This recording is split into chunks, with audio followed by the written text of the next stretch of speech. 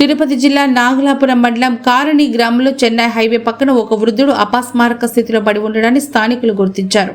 108 వాహనానికి సమాచారం అందించారు. స్థానికులు ఆ వృద్ధుడిని 108 వాహనంలో నాగలాపురం పిహెచ్సికి తరలించి వైద్య సేవలు అందిస్తున్నారు. ఆ వృద్ధుడు నెల్లూరు జిల్లాకు చెందిన వ్యక్తిగా స్థానికులు తెలిపారు. పూర్తి వివరాలు తెలియాల్సింది.